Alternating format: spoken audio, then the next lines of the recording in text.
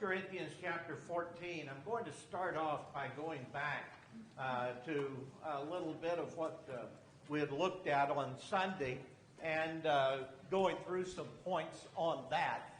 We're dealing with this section of 1 Corinthians chapter 7 through chapter 16, where the Corinthians had sent questions to Paul, and Paul was answering those, and we're on matters of spiritual gifts. That started out in chapter 12 with the enumeration of them, how that those spiritual gifts were given for the whole of the body, building it up. Going to the point of the duration of those in chapter 13, and then in chapter 14, dealing with some specific matters about how are these to be regulated? What are we to know about some of these things, especially with regard to the gift of speaking in tongues? There was evidently a misuse of that and a miscalculation as to its value as well. And so we want to look at some of those things. We'll finish with that this evening. When you look at chapter 14, in verses 1 through 19, which is basically where we got to on Sunday, you look at the points with regard to spiritual gifts of prophesying and speaking in tongues, those two gifts, in a comparison of the two. Now, what was prophesying? Do what? Can't hear you. Okay, revealing the word or speaking the word. Many times that's used with regard to telling about something in the future. That really is one of the evidences of a prophet. That wasn't the full work of a prophet. A prophet in the Old Testament simply spoke the will of God. He declared that truth. And so you've got this speaking of declaring God's truth. Obviously, in what language was that? Whatever the language of the people that the prophet is. That you have him, a Hebrew prophet, would have been speaking in Hebrew in Old Testament times. Here, one who's a Greek, he's a prophet, he's speaking in what language? Greek. To speak to those that are around him. What's the gift of tongues? All right, a different language. Speaking a different language that I haven't learned. Something that's there, being able to speak in that foreign language to me, as it would be seen, without ever having studied it, without it having been something that I've known in some way before. Now, why would that be something that would be of very limited value for the brethren to have somebody who spoke in Persian there in the assembly with people in Corinth that spoke Greek? Would anybody understand that? Okay, unless there was Persian, and that's mighty slim pickings that you would have that. But the idea is you'd have to have that interpreted into the language before it's going to be doing any good. And that's the point that's being made in the first. For edification to take place, and that's the main focus of when we're assembled together. Yes, there's evangelism that is done there, but the main focus of those who are Christians being together, being assembled, is to edify one another. There's no edification unless there's first what? An understanding. You can't have edification take place by a feeling. It takes place by an understanding of a truth that is involved. Now, that would get us to the question, well, why then were tongues given? How were they used in a profitable sort of way? Well, any tongue or message in a different language had to be, in essence, the very nature of it, a word of revelation, knowledge, prophecy, or teaching. In other words, it had to impart some spiritual truths. So now what happens? If I do that in a foreign language, then what's got to take place? It's got to be translated into that language that's common to the people so that they can understand. Now, what is the direct way it could be of use? Why was that given to go and preach the gospel throughout the whole world? That gift. Because there was lots of different Okay. It was a universal call to go and deliver the message of the gospel. Within the time of the New Testament, it's pretty clear to me historically that Matthew, James also is said to have gone, but Matthew almost certainly went to what is now India in preaching the gospel. I don't know what language they spoke then. Maybe it's another form of Hindi or whatever. But obviously it would not be something that Matthew would have learned. There'd have to be some way of giving that message to them. That's the point that's being made. Unless that interpretation is there, or that native understanding of somebody of a different language and understanding that message, then there can't be edification because nobody understands what it's saying. Only when we put that interpretation in so that there is an understanding of the message, that is when it's going to be useful. The point is you excel, he says, in the things having to do with edifying of the church. That means if you have a tongue, what do you pray? Pray that you may interpret. Now it's obvious when he says that this one who had a tongue, as we talked about, I think JT brought out briefly, that one could understand what he was saying. He says, no man understands except you in your spirit. He understood what that tongue was saying, the message from that. There seems to be a couplet of gifts that you find, actually two, in 1 Corinthians 12, the one of tongues and interpretation. If you could speak in the tongue, you could understand that, therefore interpret that as well. The other, prophecy and discerning spirits. That's why in both cases it's two or three of these that have this ability to prophesy.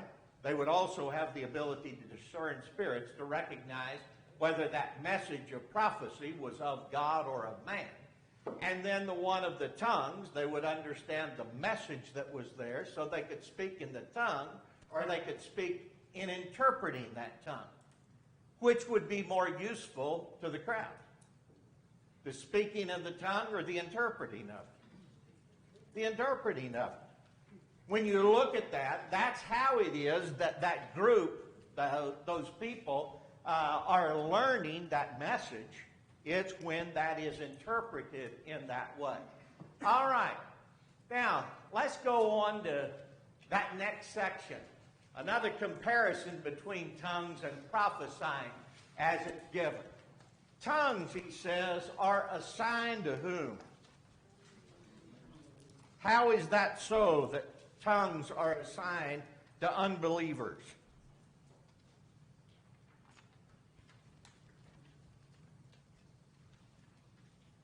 Well, if they knew these people didn't normally speak that, and here they could speak that, then that would show a miracle. Okay. That would be one way, I guess. All right. Remember that spiritual gifts go in two different groups, if you will.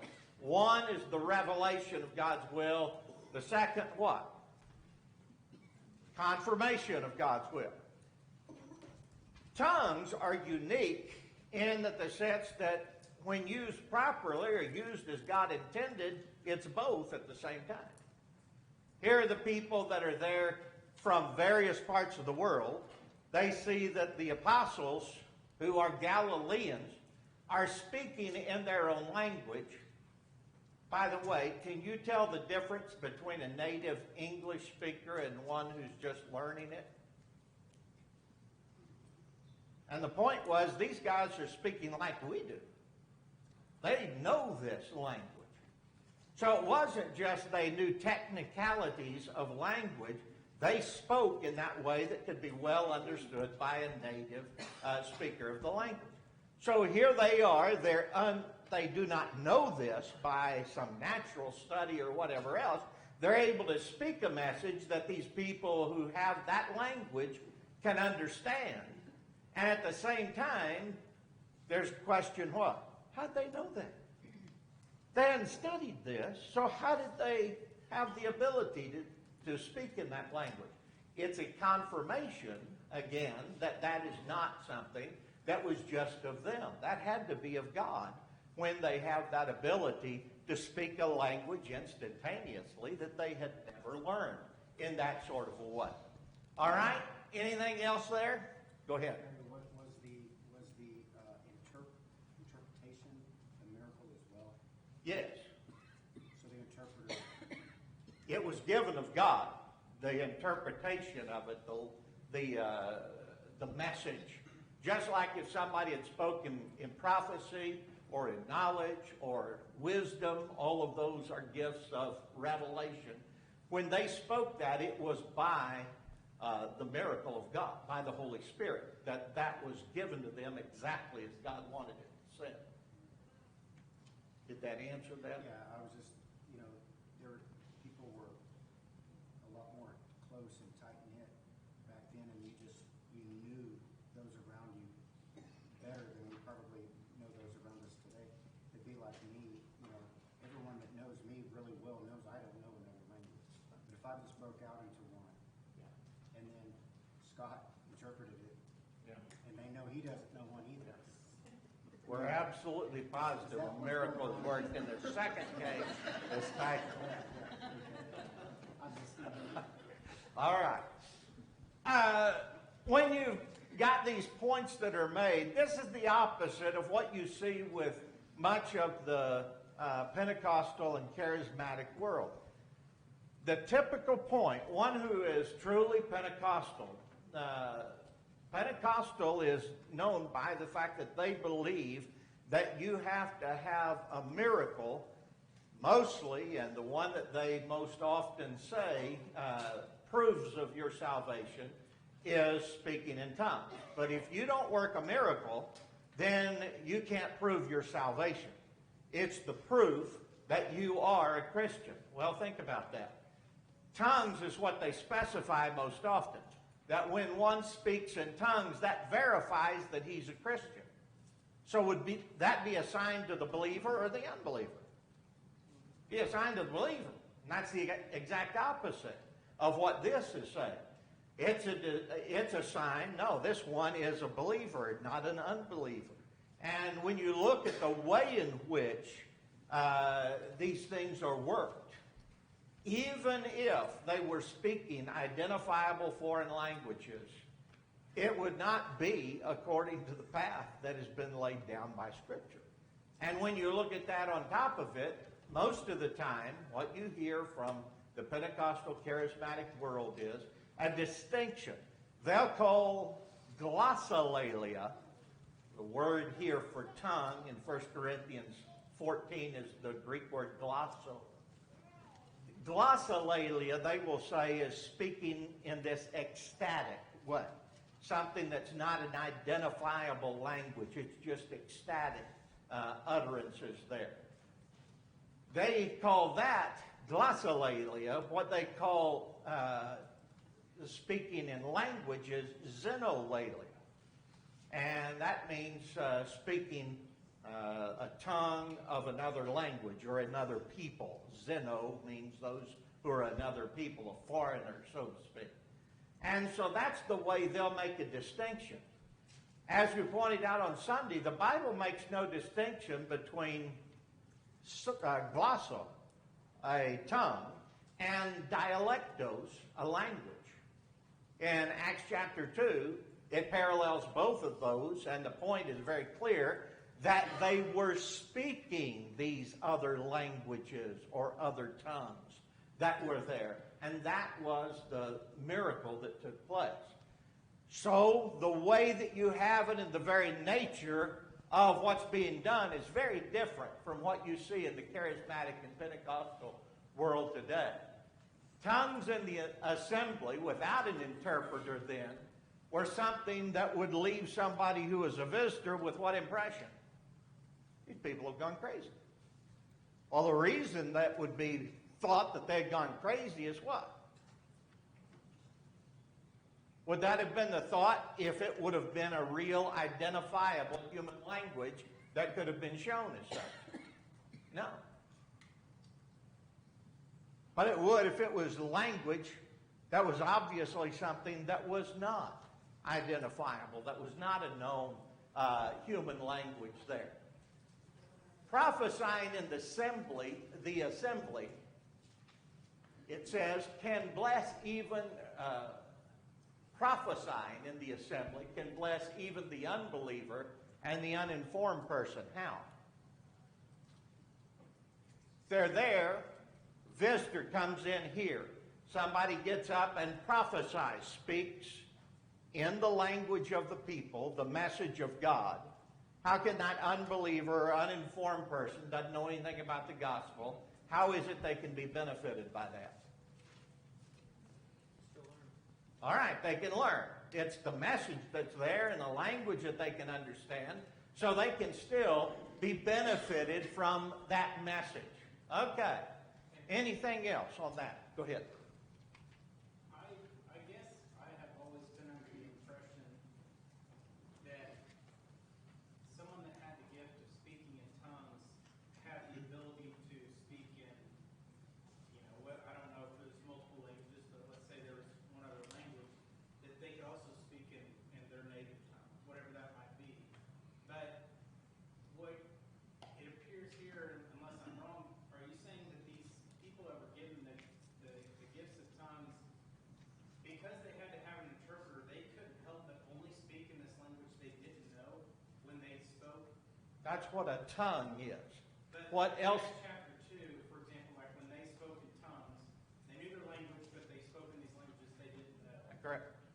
But here, if these were Greek people that had this gift, they couldn't speak Greek, they could only speak this language they didn't know. Well, if they spoke in Greek, would that be called a tongue? No. What they could do in some other way of being able to speak in a language that was common, they may have been able to, but that wouldn't have been called a tongue. The question is the regulation of the gifts of tongues. When you speak in that tongue, in that foreign language, in an assembly, why would you do that? Is the point. You see what I'm saying? Go ahead. I think, to me, they were speaking in tongues by choice, right? They were doing it to show what the gift they had, things like that. They could have spoken the native language. Well, the question is, I don't know about that. I'm not given that information. It may be that that's so. I would tend to want to say, yes, that they could. They were given the Spirit and it came in that way. However, there's some things that make me wonder whether or not that gift was all that they had. In other words, they spoke in a foreign language this. They didn't have the ability to speak in prophecy in that common language, a certain thing. Did God give them just that or the other? I can't tell you for sure. That's one of those things where I'm sure if we were back in that time, we would have been able to see very quickly. But with the information we have on that, all I know is the process of speaking in tongues speaks specifically of speaking in a language that the person had not learned. But it was foreign to him, but him able to speak that message in that language. Anybody else, anything on that? I was dodging that question for a reason because I'm not sure. And I've gone back and forth on that one about whether or not one had more than one gift. And I guess right now I'd have to say I'm kind of undecided somewhat. Go ahead. Regardless, the distinction here is not about a person with multiple gifts or one gift. It's the distinction between the gifts. So Right. if he was using that gift of tongue speaking, then it had to have been in a language he didn't know. If he was speaking the revelation of God miraculously in their language, That it was would fall into the prophesying. category of prophecy. Right, right. That's right. You can't do the gift of prophecy in a language that's unknown to you. That's right. That would be tongues. James, did you have something?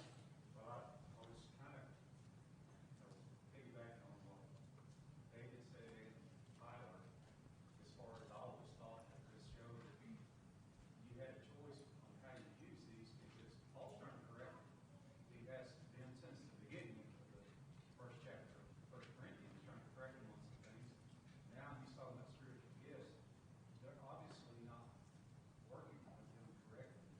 you did have a choice. There's no doubt about that. What was your choice? Yeah. Not whether to speak this one or this one. I don't know about that, but you can be quiet. It doesn't necessarily mean it's a bad thing, it's just that Right. this is not the appropriate time. You need to do this. Yeah. In other words, if there weren't two or three, there wasn't an interpreter, Or none of it. interpreter is- Yeah, they could choose to stay quiet. Yes. That is for certain, because that's the point that's made. So, and I'm not trying to get into the weeds, I'm sincerely curious about this. Would anyone who has the gift of tongues also have the gift of prophecy? Because if you're speaking in tongues of language you don't know that God is giving you, are you not prophesying? Now, I know the prophet may not necessarily have the gift of tongues, but if I have the gift of tongues that I don't know this language and I'm saying these things, who's giving it to me? God is. Therefore, would that not be the speaking from God? As we have pointed out, you knew what you said in the foreign language. You could interpret that. However, if you by yourself speak that and somebody else interprets it, Paul says that's not to be done. Think about that. It's just a common sense thing. Why not? Because there's no check and balance. There's no one to make sure or affirm the certainty of that. Yes, he's speaking from God, and here's what was said. You see what I'm saying? You have to have a check and balance in that. The same thing is there for prophecy and discerning spirits. The prophet speaks, but somebody else had to say, yes, that was a message that came from God. That wasn't of him. There's a check and balance always present within these gifts. But the difference here is, did they have those as well in Acts chapter 2? Or is that? You've got apostles there who had all of those. Okay. So I don't know. But You they know, didn't have to have an interpreter. no. They had people that were there who were hearing the language. There wasn't need for an interpreter because there were people of all of those tongues, all of those languages, and they were hearing it in their native language. All right, anything else there? Okay, here we go. Spiritual gifts and regulating their use. He says all things are to be done unto edification. That's the key. When you look at these particular regulations that are given, are they applicable today that we're only to have one guy stand up and preach if there's two or if there's two or three others present? Okay. The idea of two or three that are there and only at one time, the two or three matter is not something that's a regulation today. Why? Because the spiritual gifts are not there to regulate. However, what is present? All right, everything is to be done unto edifying. That's the purpose of our assemblies. And therefore, the idea of what is edifying is still applicable today in any sort of sense. Whether you are going to have some big mess get started, or some people start standing up and doing some protest, or one time I was at a place, believe it or not, but it happened. I had been told that at this one place, sometimes this woman would stand up and do the sound of a donkey if she didn't like what the preacher was saying, and sure enough, it happened. But that certainly is not decent and in order. It's not done for any edifying purpose there. Those kind of things would be pointed out there too. Now, the regulating of the use of tongues. Two or three may speak in turn and let one interpret. Why? I know the short answer is because that's what was said. That's what was commanded. But why? All right. There's no confusion there. What else? There's something having to do with a matter of focus. Well, he finishes with indecent and in order. Okay. And even if we both spoke the same language, if we're both speaking at the same time, that's not in order. It's not understandable. It's not going to be edifiable or part of edification. There's something that has to do with the decency and an order, that's true. When you look at the matter of focus as well, if you'd had 15 different ones that would speak, in other words, here we have 15 different people speak in tongues. What had to be done each of those 15 times? There had to be a translation of that 15 times. And now, what is our mind on? That's going to cause quite a conflict of focus, isn't it? Because you're going to be going in all of these different directions from that. Another thing, why is it that not the ones who are speaking, another is to interpret? As I pointed out, what is that? It's a check and balance.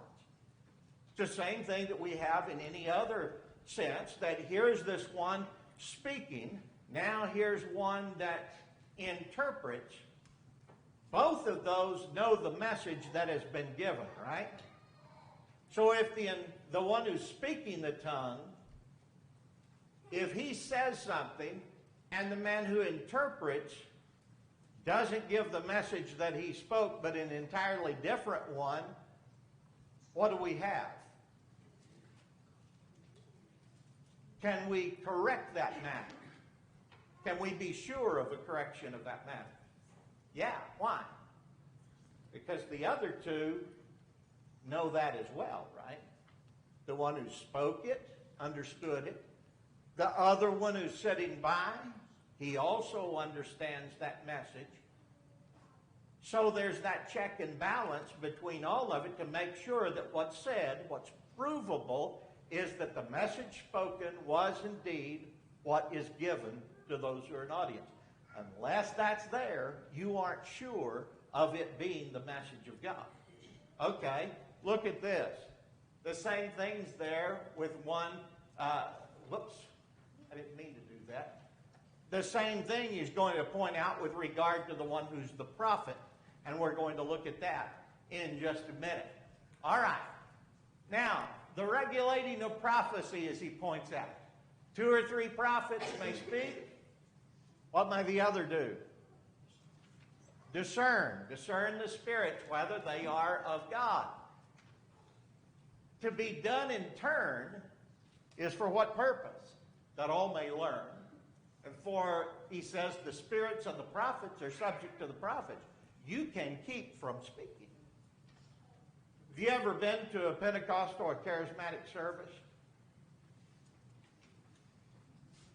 I know I've been to probably 20 or 30, maybe 40 in my lifetime. I've never seen one yet that was in order and decent. In most of the cases, it's been something that's outlandish before very long. And usually several different people speaking at the same time and everything else. When you look at the biblical case of the biblical gifts, the spiritual gifts, they were to be done in a certain way, and it was to be something that was controlled. One time I was in a debate moderating for my brother-in-law with Pentecostal in Washington State. And the guy started going off, and the whole group, he got them all stirred up, and they were all starting to do their little glossolalia thing. And I told his moderator, I said, you know this is not supposed to be done according to 1 Corinthians 14, don't you? And he said, yeah, I do. I said, does that bother you? He said, yeah, it does. That guy ended up, as a result of what my brother-in-law Bob had brought out from the truth, he ended up leaving the Pentecostal church that night, and still is a faithful member of the church as far as I know. Those kind of points make it obvious that there's some difference that's taking place between what is claimed today and what was the actual gifts that were taking place in New Testament times. Anything else there? For that to be done, 2 or 3, again, the other discern, your same point.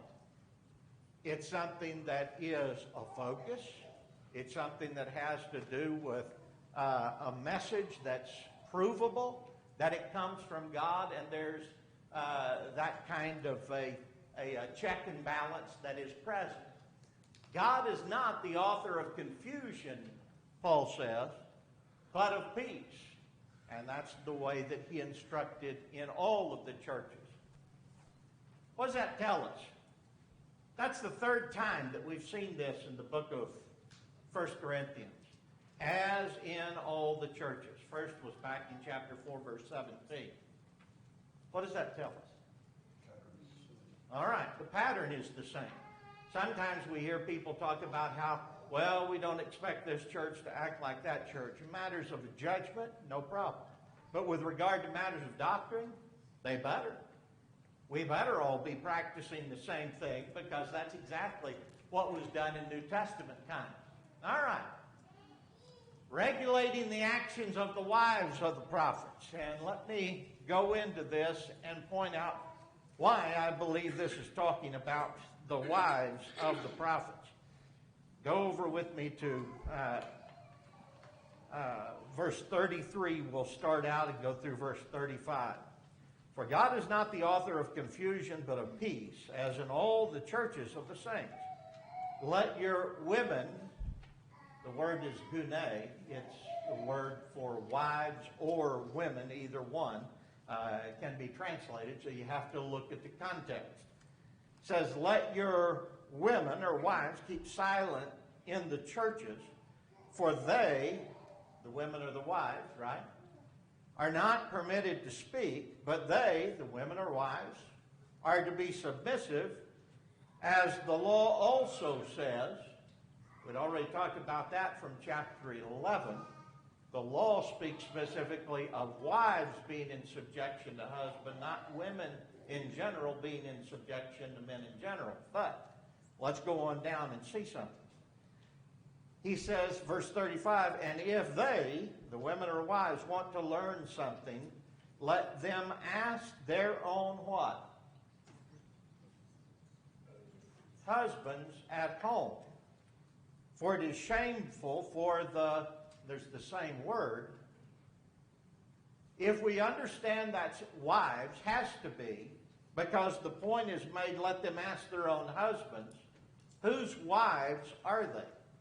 What have we just been talking about? All right, the ones with spiritual gifts, specifically the prophets, right?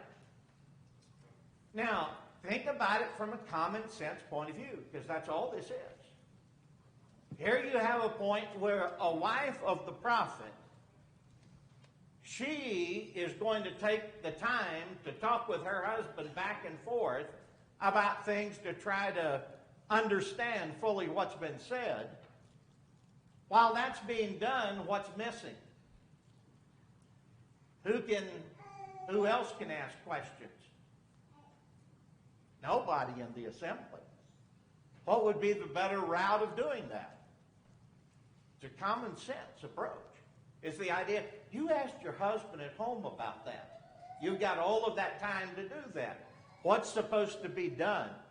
That things are decent and in order. What also might tend to happen if she starts questioning her husband and going back and forth in a public way, what are people going to be wondering? Is there something going on between them? No. Is there something that happened at home that I don't know about?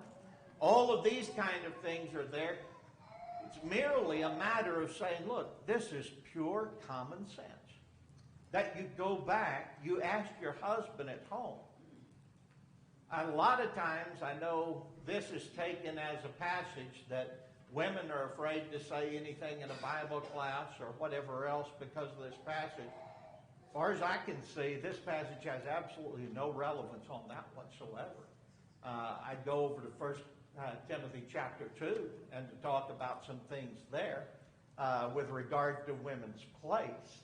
But this is referring to the regulation of the spiritual gift, namely, what that woman was to do who was a wife of the prophet. Now, obviously, you're going to say much the same thing to the others who had spiritual gifts, that as a wife of this one who's speaking in tongues or whatever else in interpretation, she could do the same thing. But here, prophecy is specified. Why?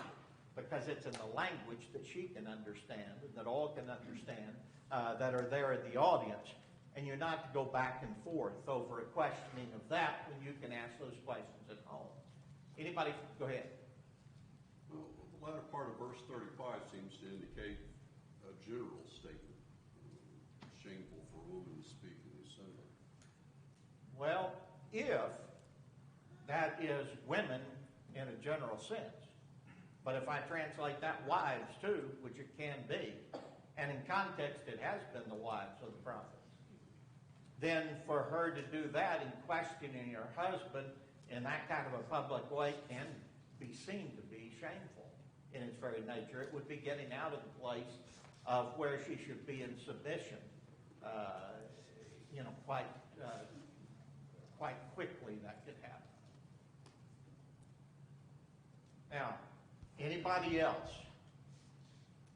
I know that's not the position that a lot of people teach, but it's the only one that I see that makes sense with regard to the context as a whole when you see this point being made, and especially the regulation of what's taking place there. Go ahead. How do these verses line up with 1 Timothy 2? Because it's very similar language in both of these passages. And 1 Timothy 2 is definitely not dealing with spiritual gifts. No. And that's how the difference is.